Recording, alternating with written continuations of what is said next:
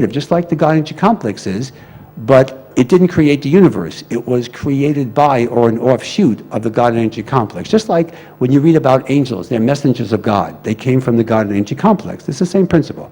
Okay. So it's your direct analogy. It's your direct reference. So when you touch the higher self, it touches the God energy complex. Indirectly. See, Indirectly. now this is my theory. This doesn't mean that, that there's no such thing as absolute truth, okay, including what I just said. In my world, the God energy complex has really nothing to do with us. It uses the agents to do that.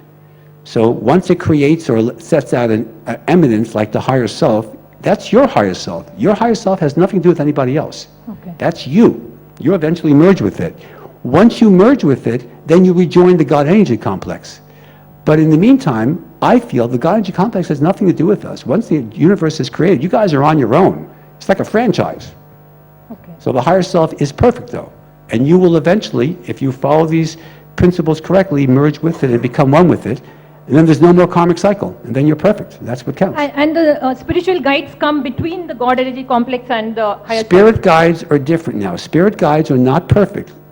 Many of them are. Most of them aren't. What spirit guides are people like you who have past lives and future lives, and they've attained a certain level of spirituality that's above you and I. Therefore, they can advise you. But they were human once. Okay. See, the God energy complex was never human. The higher self was never human. It came Okay. from the God energy complex. Okay. So these spirit guides are people who are just more advanced people, Okay. beings, if you will, but they're not part of the God energy complex yet. The ones that are perfect, who hang around as spirit guides, they eventually can ascend to the God energy complex, but just like the Buddha mentality, they decide not to for a while. See, you said about the energy centers, the chakras. Yes. After 7 chakras, you said in the 4th and 5th dimension, they got what, 23 chakras, okay? 22 chakras. 22, okay. You see, here, in the metaphysical level, I think we'll have all 7 chakras. Each chakra will have a color and a sound, okay? I'm not understanding. Each chakra would have a Each what? chakra will have a color, like, Web Gayar. Like you said, red, orange, blue. Yeah, like they have that. a color to it. Okay, and then after that, even every chakra will have sound, like mantra. Okay, after the 7th chakra, after Sahasrara, you said on 22 chakras. Is there any mantras and color for that? I don't know, because I know about the numbers. Then but- how you are visualizing that? Well, you don't have to do that. You see, you're getting a little bit too picky about it. Once you align the chakras, your higher self is going to take But care how of it. you got the number? You are telling about 22 chakras. Is it is there any evidence? But you are telling like, if it is 22 chakra, it must have some sound, it must have some color.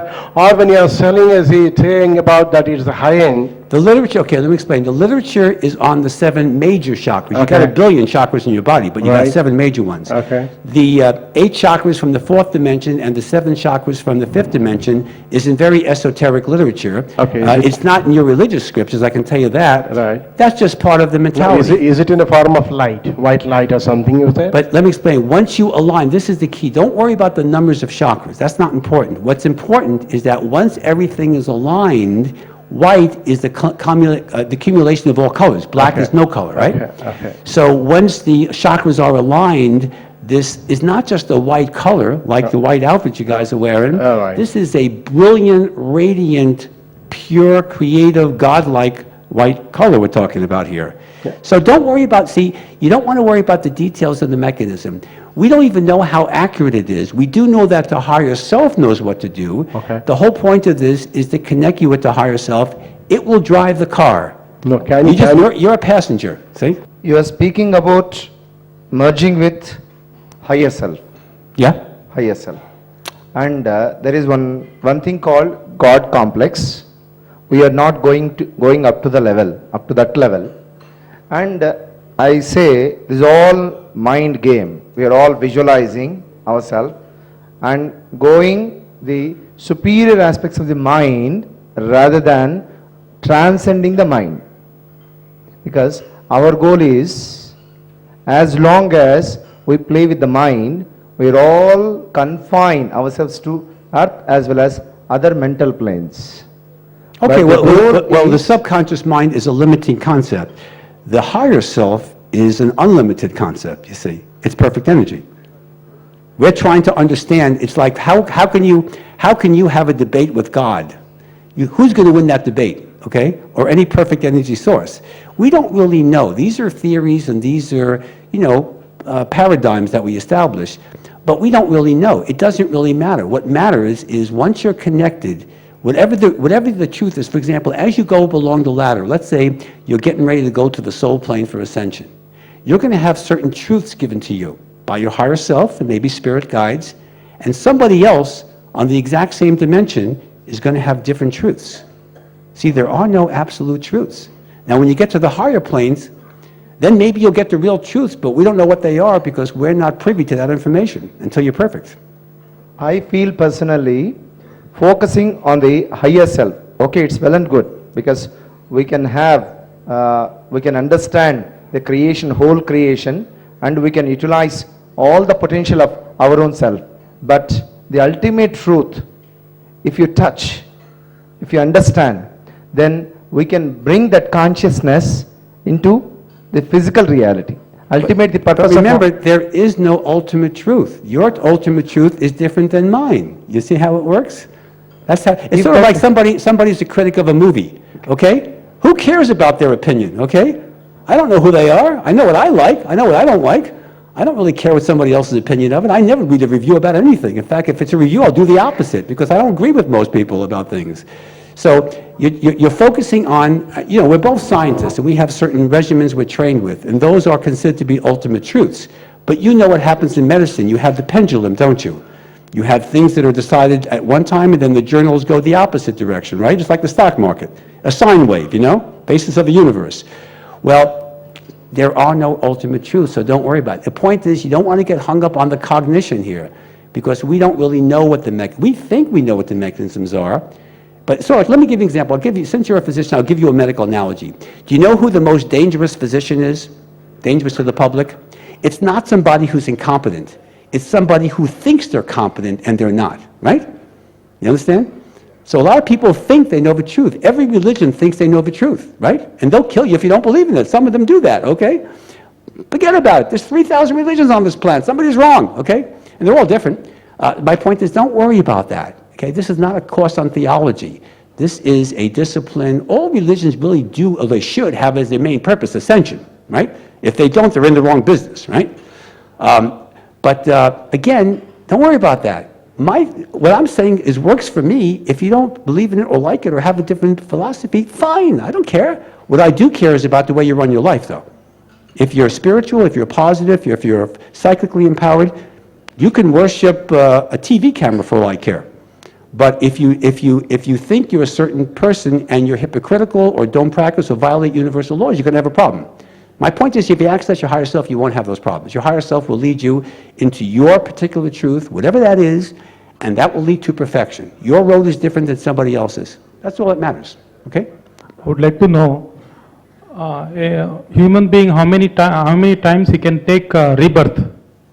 Well, it's sort of like, there is no magical answer as to how many times you do something. Everybody's different. Some people can reincarnate in 2 lives. That's the way the karmic cycle was set up, to be a parent, a child, and a mother and a father. Well, guess what? It didn't work real well, did it?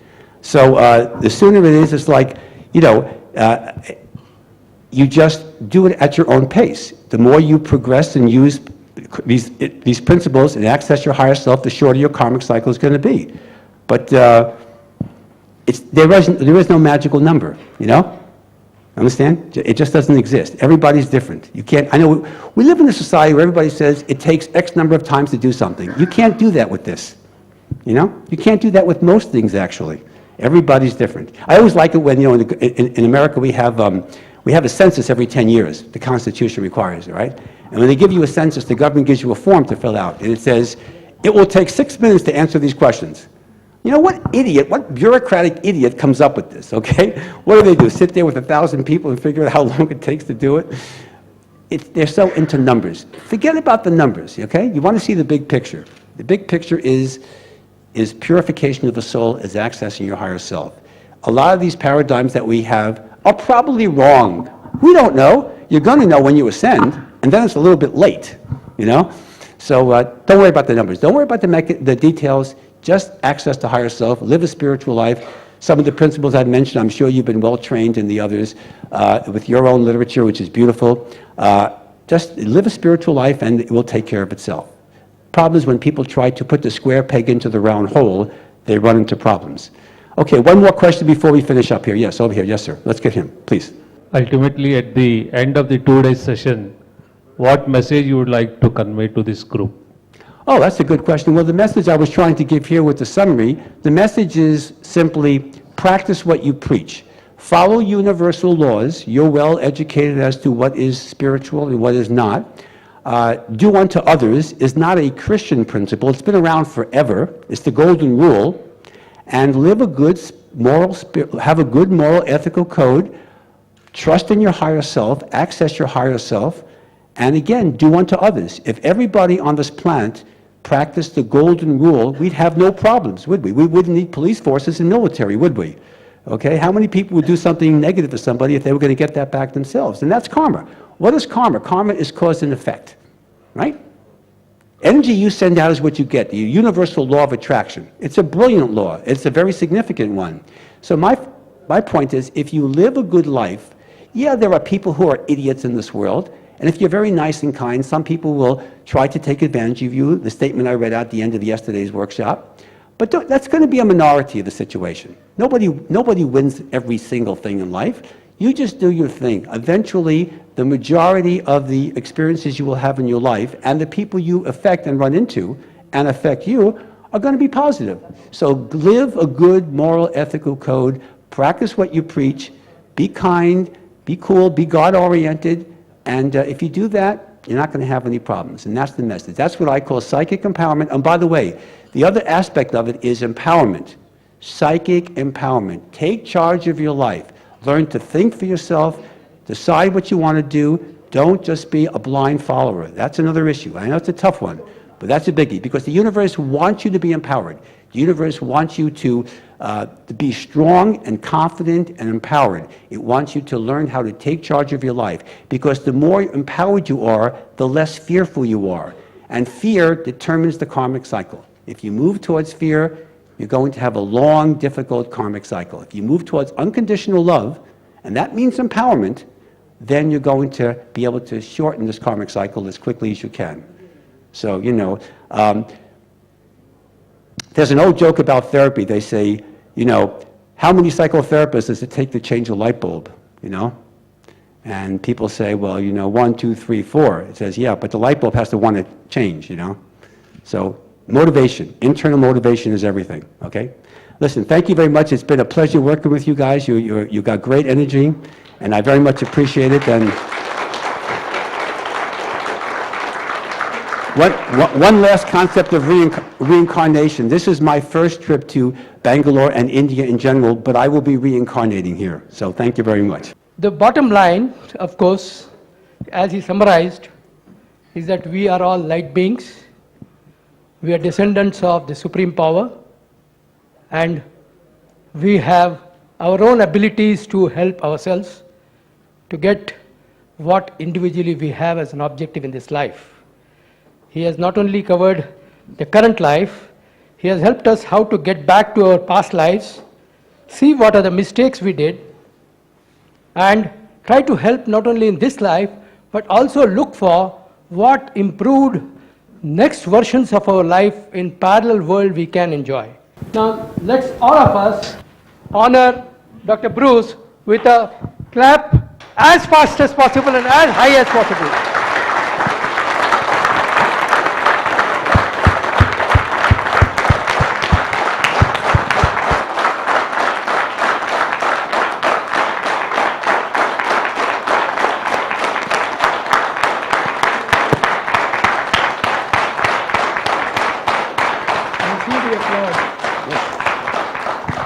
In America, they don't do that. In America, at the end of a workshop, they go to their BlackBerry and they get a massage. They don't necessarily do what you guys are doing, so I very much appreciate it.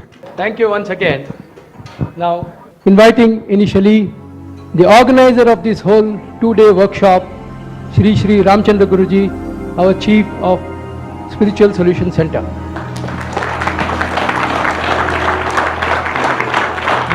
Yeah.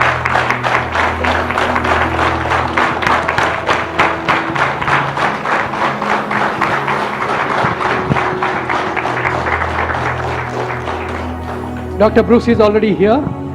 Let me come to Sri Shankeshwar ji. Please come to the dais.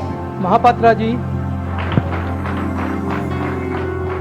Dr. Hari. Professor Jacob.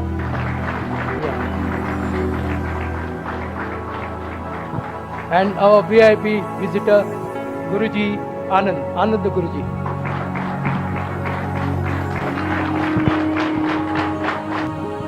While our volunteers are organizing for garlanding and honoring the guest, I would request our chief, Sri Shri Ramchandra Guruji, to say a few words to the gathering.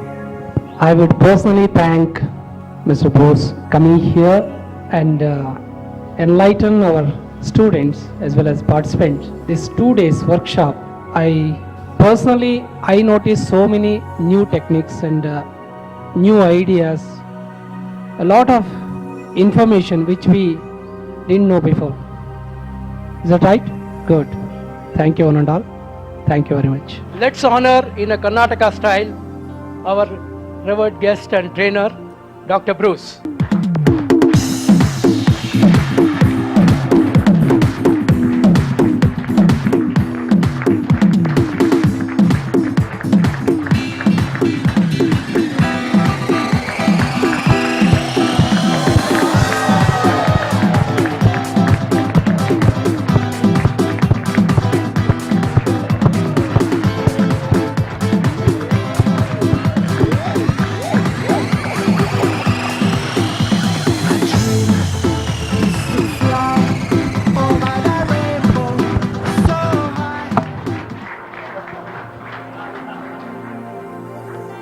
Now let's not stay behind in our duty to honor our own chief who made this possible for us for 2 days. I request Anand Guruji to honor our Guruji.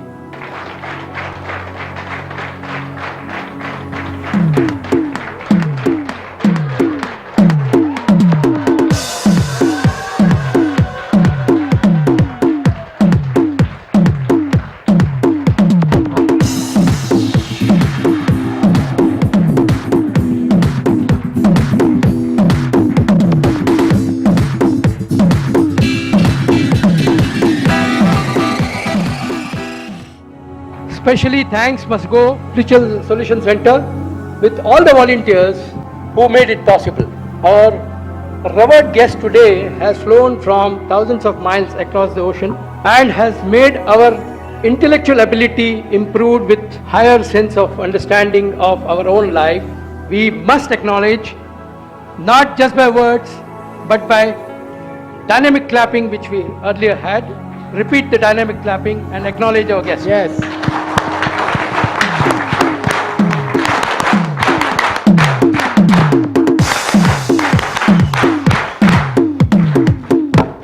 Thank you very much. Just want to make a few more, I'll take this occasion to tell a few more names.